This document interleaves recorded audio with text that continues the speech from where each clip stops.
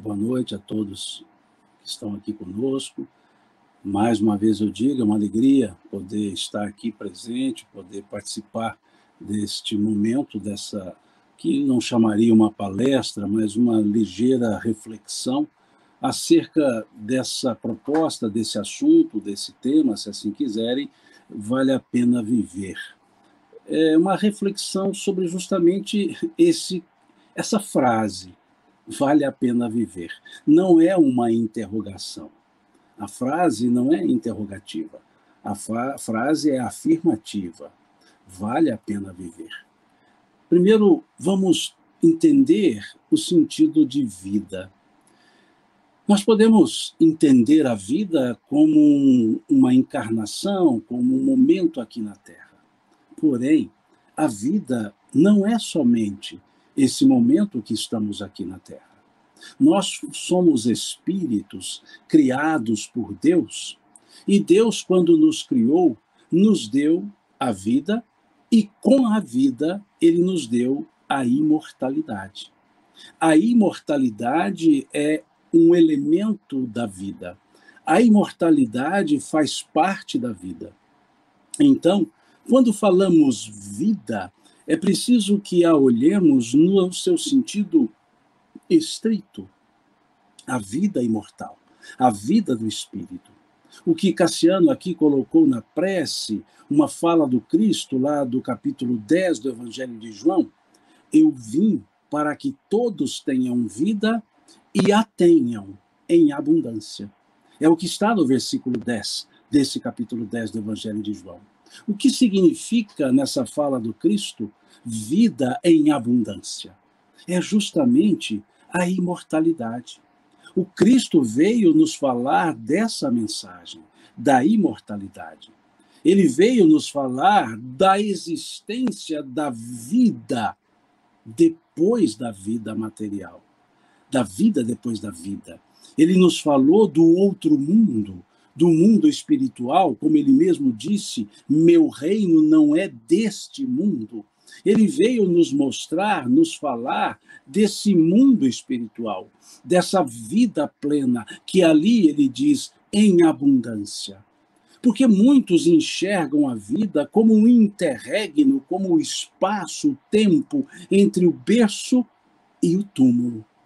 Isso não é a vida, isso é uma parte da vida. Nós existimos antes do nascimento. Nós continuaremos a existir depois da morte. Essa é a vida. Isso é, de fato, vida. A vida do Espírito.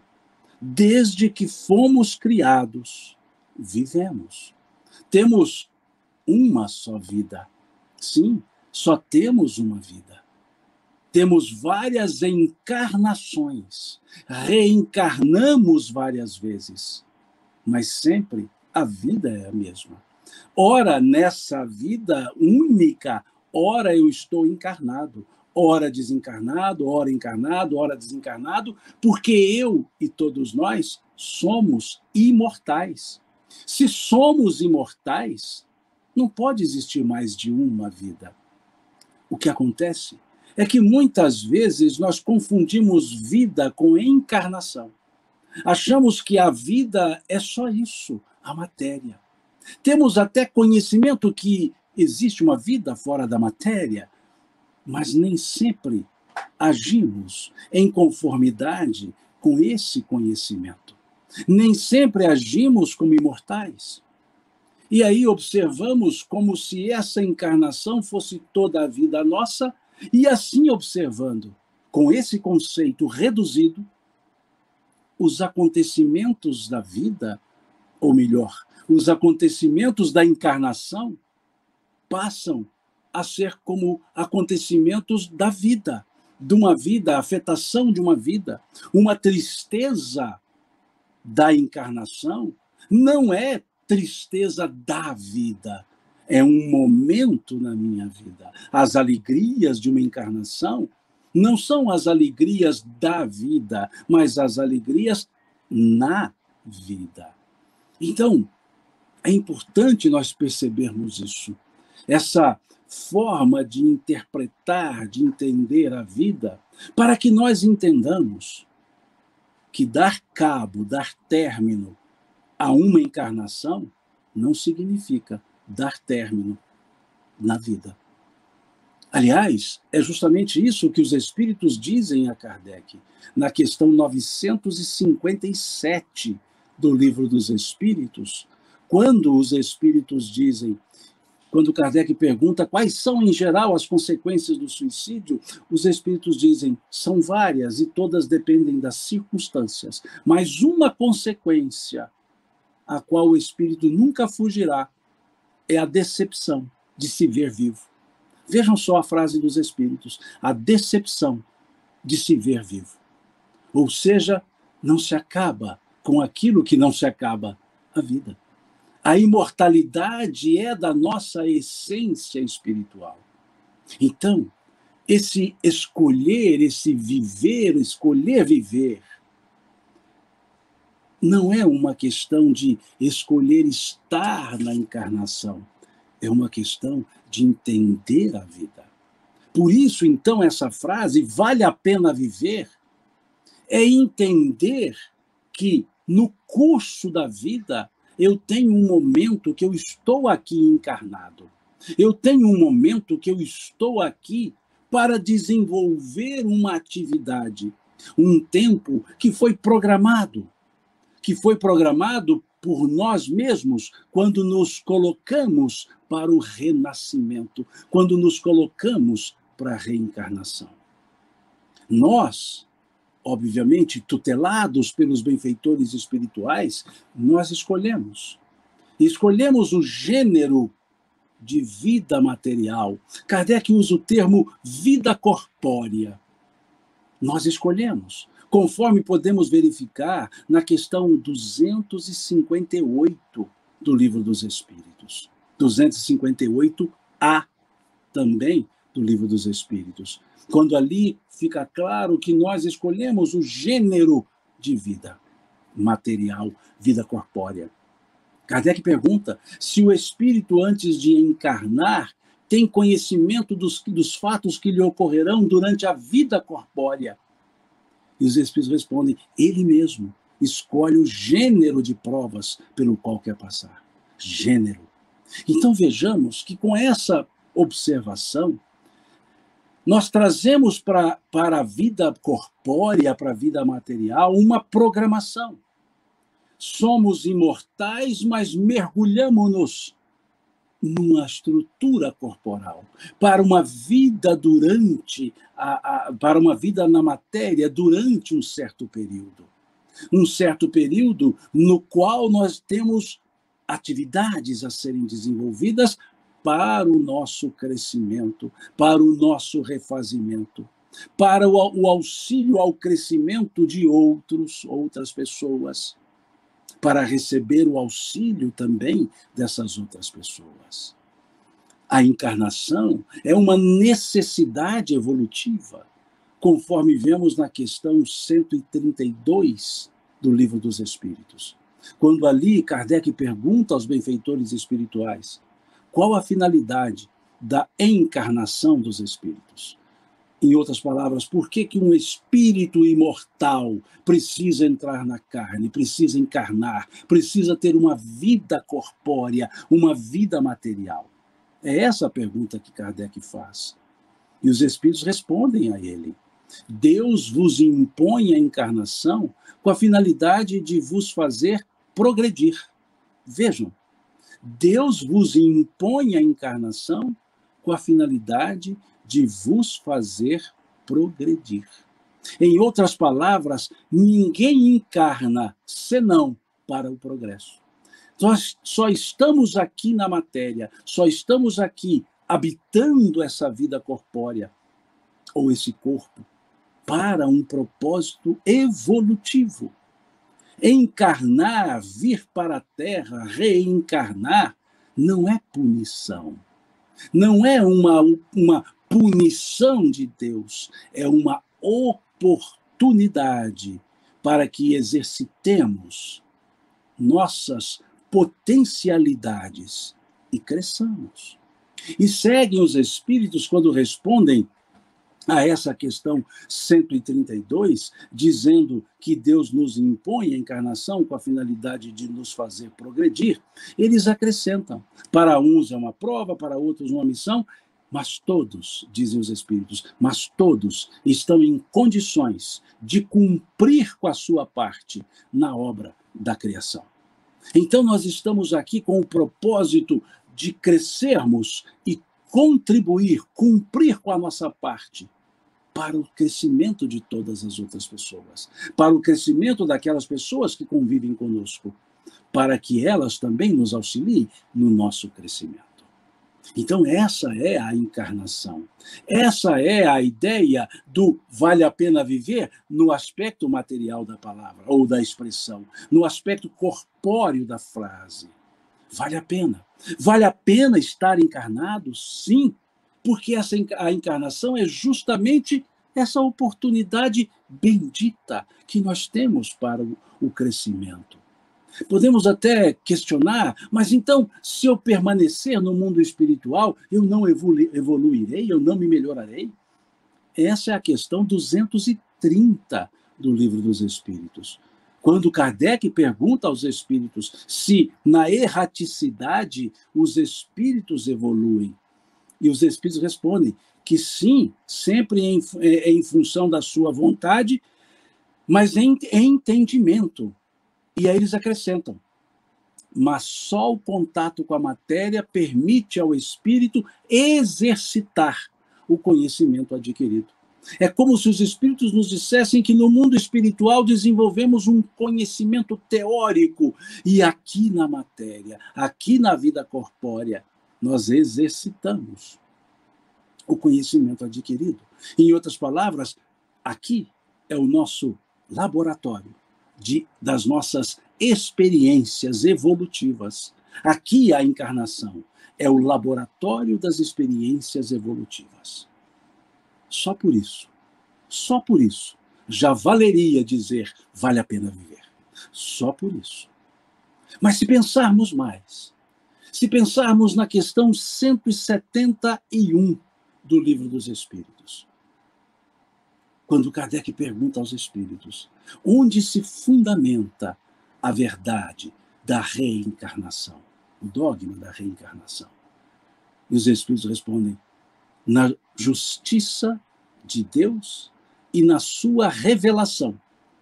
E acrescentam: pois um bom pai sempre deixa abertas as portas para o arrependimento dos seus filhos. Um bom pai sempre deixa abertas as portas para o arrependimento dos seus filhos. Então, aqui na Terra, é uma oportunidade redentora.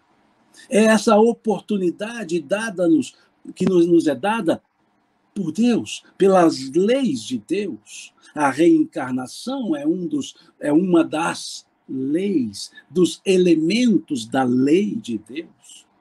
Então, é preciso que observemos, então, que estar aqui na Terra é uma dádiva, é uma oportunidade.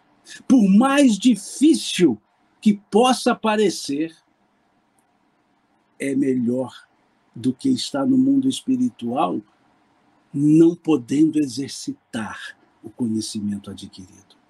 Por mais difícil, por mais adversas que nos pareçam as situações, estamos no lugar certo. Nós estamos no lugar certo, encarnados na Terra. Estamos no lugar certo. Estamos no momento certo. Estamos com as pessoas certas. Porque tudo isso faz parte da programação encarnatória. Ninguém foi jogado aqui na Terra. Ninguém caiu aqui na Terra. Todos nós aqui estamos com esse propósito evolutivo. E se estar aqui é para a evolução, tudo o que nos acontece permite-nos evoluir até as adversidades. Então é preciso que nós olhemos a vida agora, a encarnação, com olhos de vida, ou seja, olhar a encarnação com olhos de vida, em outras palavras, olhar essa encarnação com olhos da imortalidade. Olhar a encarnação com os olhos espirituais, para perceber que esse momento que aqui vivemos, que sejam 80 anos, 100 anos, não interessa. Esse momento que aqui vivemos é só uma parte da nossa vida. É só uma parte, que, se bem cumprida, nos faz caminhar evolutivamente. Se mal cumprida, faz com que voltemos em condições talvez não tão claras como agora, ou não tão propícias como agora, para seguirmos o curso. Porque teremos que refazer os nossos atos que não foram bem feitos. Então, por que desprezar essa oportunidade? Por que querer retornar ao mundo espiritual antes da hora? Por que permitir que o desgosto abata-nos no curso da nossa existência? Na questão 943 do Livro dos Espíritos, Kardec pergunta: por quê? Ou qual a causa, qual o motivo do desgosto que abate as pessoas sem motivo aparente? Olha que interessante a pergunta dele. Por quê? Qual o motivo do desgosto pela vida que abate certas pessoas sem um motivo aparente? E os Espíritos respondem que nós podemos resumir em 4 palavras. Eles respondem: ociosidade, saciedade, falta de fé. Falta de fé. Vejam que resposta eles dão. Ociosidade e saciedade são semelhantes. Ociosidade é não ter o que fazer. Saciedade é não ter mais o que fazer. E as duas faz com que percamos o senso de utilidade. Todos nós trazemos em nós a utilidade como uma força potencial, como algo que nos move, sentirmos-nos úteis, sentirmos-nos ativos, sentirmos-nos produtivos. É um dos elementos que dá sabor à encarnação. E quando abrimos mão disso, quer pela ociosidade, não querer fazer nada, ou pela saciedade, já tenho tudo. Mas principalmente, dizem os Espíritos, falta de fé. Falta de fé. Esse falta de fé não é no sentido religioso. Esse falta de fé é no sentido de objetivo. Objetivo. Algo em que se crer. Algo que buscar. Qual o objetivo? Dizem os filósofos que na vida nós devemos amar alguém, fazer algo e crer em algo. Nós podemos dizer que devemos amar a todos, fazer de tudo e acreditar. Acreditar.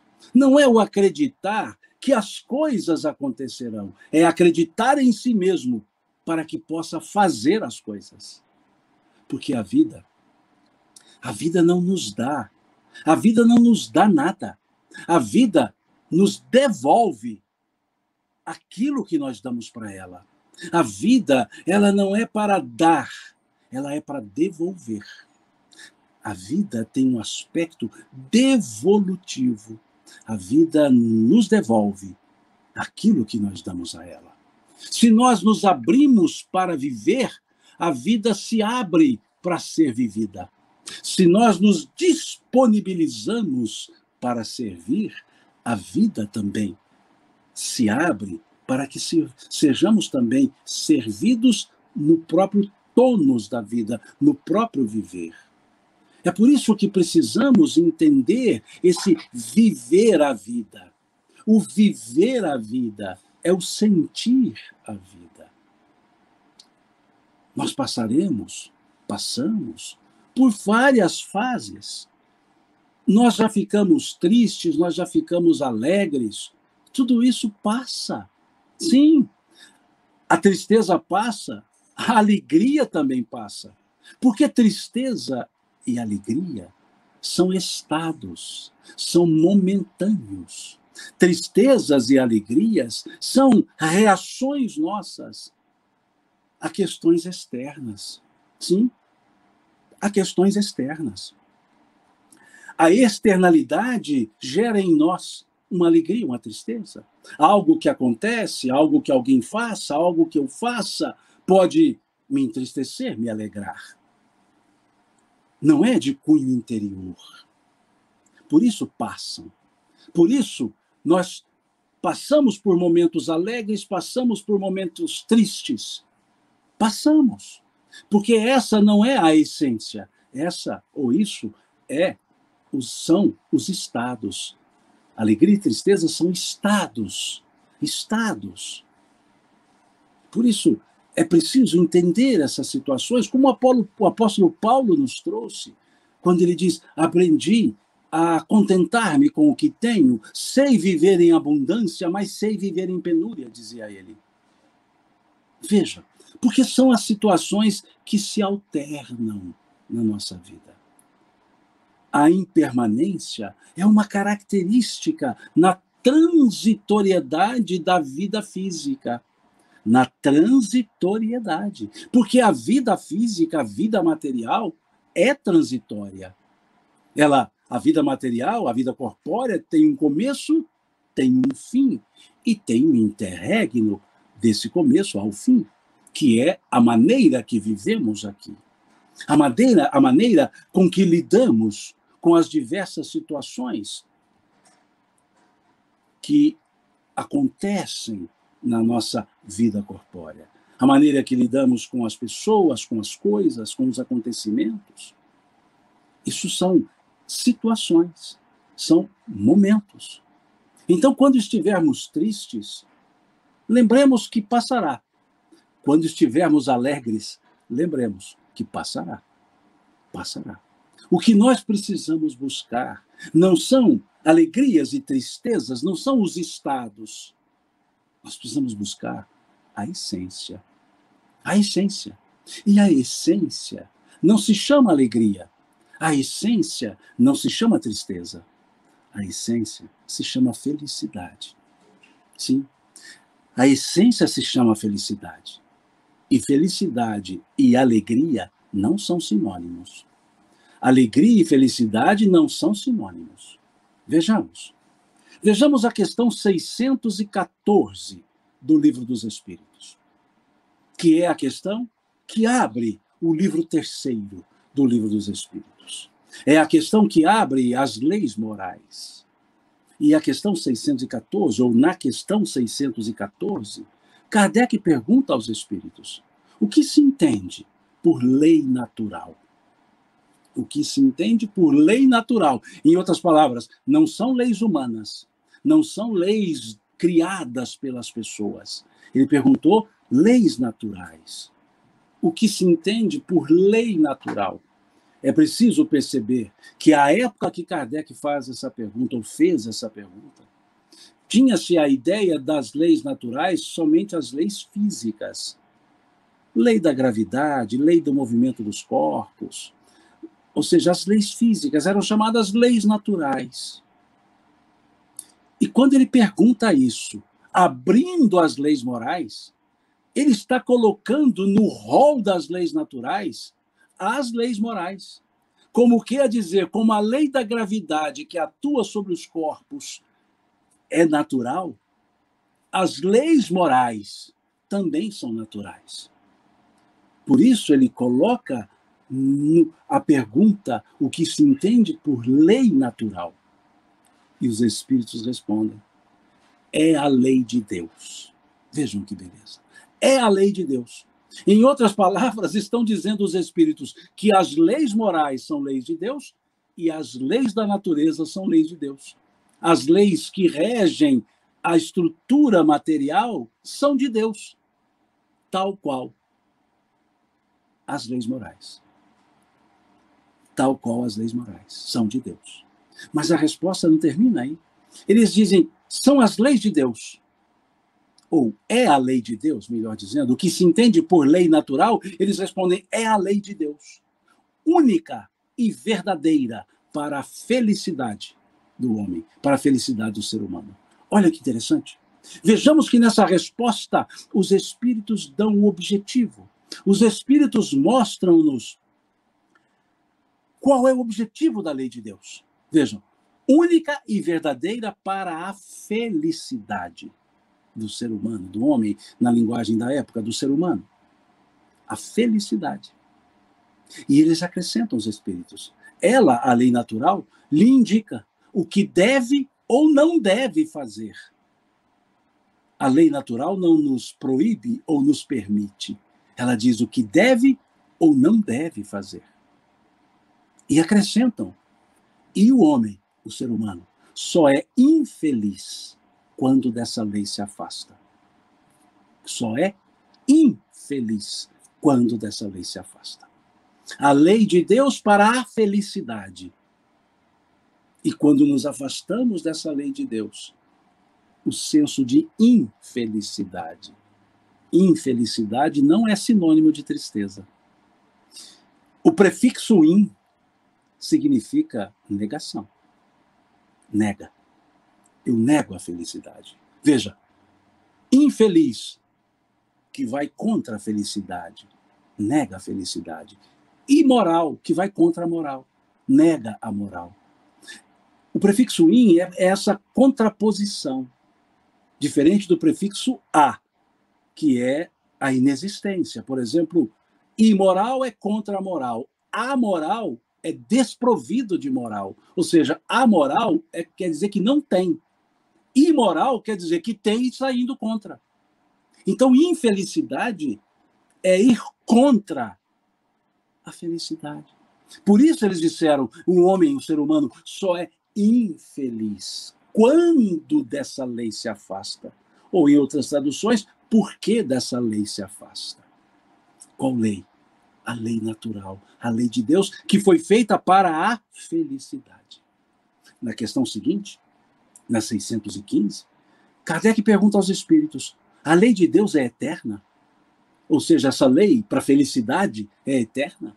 Eles respondem, eterna e imutável, como o próprio Criador. Eterna e imutável. Ou seja, a lei, o objetivo, que é a felicidade, não muda. Vejam que interessante, não muda. Em outras palavras, a felicidade está no cumprimento das leis de Deus e ela nunca vai acabar, a felicidade. E aí vamos à questão 621. Onde está escrita essa lei de Deus? E os espíritos responderam, na consciência. A lei de Deus é para a felicidade do homem. Ela indica o que deve ou não deve fazer. E o homem, o ser humano, só é infeliz quando dessa lei se afasta. Essa lei é eterna e imutável. E essa lei está na consciência. Onde está a felicidade? Na consciência. Onde está a infelicidade? Na consciência. Que é um elemento interno. Onde está a negação da felicidade? Na consciência. E qual é o senso de felicidade? Consciência tranquila. Consciência tranquila. A consciência de que está se fazendo o que se consegue fazer. Está se fazendo o que se pode fazer. Vejam que diferença. Vejam, então, como que alegria e tristeza ficam em outro campo. E a felicidade fica no campo interior. Vale a pena viver? Agora é uma interrogação? Sim, vale a pena viver. Porque vivendo vamos aprendendo essas leis, vamos desenvolvendo essas leis, vamos cumprindo essas leis e vamos nos fortalecendo para lidar com as adversidades, para lidar com os desgostos da vida, vencendo a ociosidade, vencendo a saciedade, desenvolvendo a fé. É o que está nessa questão 943. Então percebamos que quando falamos em felicidade, não estamos falando em exterioridades, estamos falando em interioridade. Felicidade é ser. Alegria e tristeza são estar. Estou alegre, estou triste, sou feliz. Somos felizes estando alegres ou estando tristes. Podemos estar alegres, mas se a consciência não estiver tranquila, estamos alegres, porém infelizes, porque negamos a felicidade. Se a consciência estiver tranquila, estamos tristes, mas somos felizes. Por quê? Porque não estamos negando a lei de Deus, não estamos nos afastando da lei de Deus. Que Kardec, didaticamente, colocou-nas como 10, mas apenas didático, de forma didática, porque ele propõe isso aos espíritos.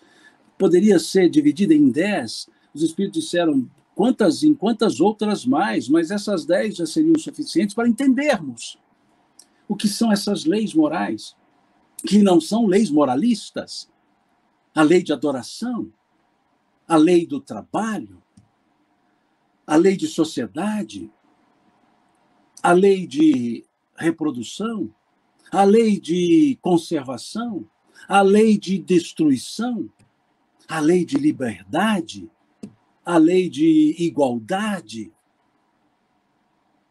a lei de justiça, amor e caridade. Exercitando essas leis, vivenciando-as, a felicidade se mantém, apesar das tristezas. Apesar das tristezas. A felicidade é esse estado interior. Muito bem disseram os dois filósofos contemporâneos, Renato Teixeira e Almir Sater, lá naquele tratado existencial chamado Tocando em Frente, quando eles escreveram: cada ser em si carrega o dom de ser capaz, o dom de ser feliz. Viram? Eles perceberam isso também. Eles perceberam que a felicidade está interna, carrega o dom de ser capaz de ser feliz. Nós somos capazes, sim, porque escolhemos o nosso gênero de vida material, o nosso gênero de provas. Por isso Jesus dizer: meu Pai não coloca fardos pesados em ombros fracos. Porque o peso do fardo é diretamente proporcional às forças que temos, porque foram, em maioria, escolhas nossas. Questões 258 até 267 do Livro dos Espíritos. Então, quando escolhemos, nós escolhemos sabendo do que nós, ou pelo que nós passaríamos. Escolhemos nascer naquela família, escolhemos constituir uma família, escolhemos gêneros de trabalho, gêneros de convivência, estrutura corporal, tudo escolhido em função das nossas necessidades. E as nossas atitudes na encarnação, elas dependem do conceito que se tem de vida. Sim? Se o meu conceito de vida é só encarnação, se para mim a vida é sinônimo de encarnação, o desespero vai abater em quaisquer circunstâncias adversas. Mas se vida, para mim, for a imortalidade, a tristeza vai acontecer, mas o desespero, não. Porque eu não acabarei, eu continuarei vivendo. Eu voltarei para cá, eu sairei daqui, eu voltarei para cá, eu sairei daqui. Porque essa é a dinâmica. Essa é a marcha da vida. Como cantaram os dois filósofos, quando disseram: penso que cumprir a vida seja simplesmente compreender a marcha e ir tocando em frente. E ir tocando em frente. Tocando em frente. Triste, tocando em frente. Alegre, tocando em frente. Com adversidade, tocando em frente. Com facilidade, tocando em frente. Tocando em frente, porque a vida é para frente. A vida não é para trás.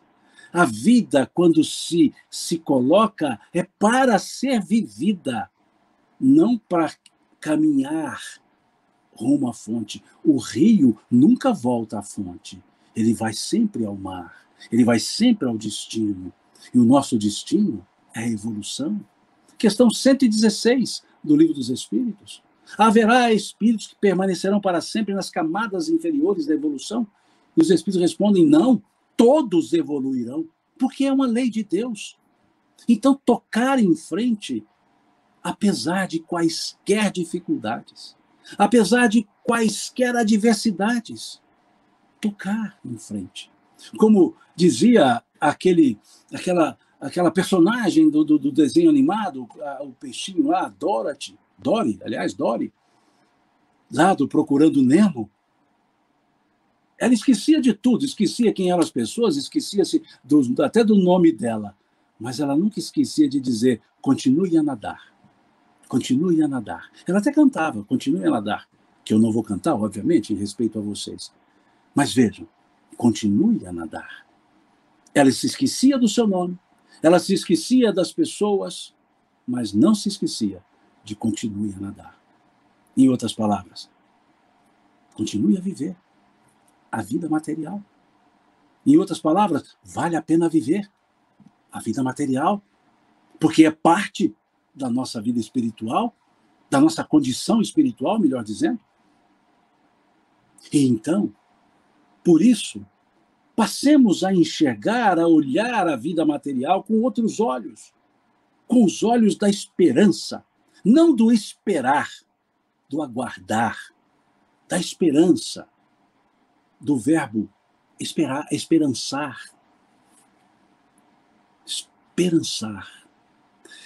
Respirar o ânimo, respirar a vontade de seguir, procurar as pessoas quando precisamos de ajuda, oferecer ajuda às pessoas quando elas precisam.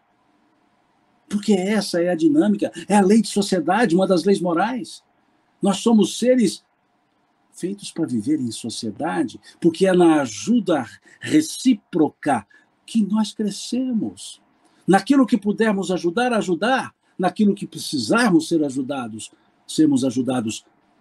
Então, sermos ajudados. Por isso, na letra da música também, estrada eu vou, estrada eu sou. Há momentos que eu caminho pela estrada, há momentos que eu sou a estrada pela qual as pessoas caminham. Em outras palavras, estrada eu vou é quando eu procuro ajuda, estrada eu sou é quando eu ofereço ajuda. Todos nós podemos oferecer ajuda, todos nós precisamos de ajuda. Assim, observando, nós não nos sentiremos sós. O Cristo nos disse, em relação a ele conosco, não vos deixareis órfãos, disse ele. Estarei convosco, disse ele, até a consumação dos séculos. Então não há esse estar só. Podemos estar sozinhos, mas não sós, não desamparados, não abandonados, esquecidos. Muitos preferem estar sozinhos, mas não estão sós. Sozinho é porque não tem alguém, companhia. Só é quando se sente isolado de todos. E o ser humano, o ser espiritual encarnado, não é para viver isolado. É na comunhão, ou seja, é no contato, é na relação interpessoal que nós vamos nos edificando. Para que nos enfurnar? Para que nos fechar? Por que nos distanciar das pessoas? Jesus falou-nos do valor de uma amizade, quando ele mesmo disse-nos, já não mais vos chamo servos, porque o servo não sabe o que faz o seu senhor, tenho-vos chamado amigos, pois tudo quanto aprendi do meu Pai vos tenho dado a conhecer, amigos. E ele diz ainda, vós sereis meus amigos se fizerdes o que vos ensino. Então a amizade é algo importante. Não quer dizer que precisamos estar ali coladinhos fisicamente. Quer dizer que precisamos estar unidos em sentimentos. Atribui a Leonardo da Vinci a frase que para estar junto não precisa estar perto, mas do lado de dentro. Atribuem a Leonardo da Vinci essa frase. Eu nunca li especificamente como dele, mas atribuem, muitas pessoas, muitos escritores atribuem a Leonardo da Vinci essa frase. Para estar junto não precisa estar perto, mas do lado de dentro. O que é estar do lado de dentro? Sentir a pessoa, a outra pessoa, perceber as outras pessoas, sermos percebidos, ou seja, a amizade, essa igualdade harmoniosa que nós temos. Vale a pena viver? Sem dúvida. Sem dúvida. Por isso, o apóstolo Paulo, salvo engano, na sua carta aos Tessalonicenses, na sua primeira epístola aos Tessalonicenses, lá no capítulo 5, salvo engano, versículo 18, salvo engano. Se não for o capítulo 5, versículo 18 da primeira carta aos Tessalonicenses, leia a carta inteira ou leia as duas cartas aos Tessalonicenses. Aproveitemos e já leiamos as cartas todas do apóstolo. Mas lá, salvo engano, nessa primeira carta aos Tessalonicenses, capítulo 5, versículo 18, ele diz: em tudo dai graças, pois essa é a vontade de Deus. Vejamos que frase para usarmos em sentimentos no nosso dia a dia de vida material. Em tudo dai graças, porque essa é a vontade de Deus.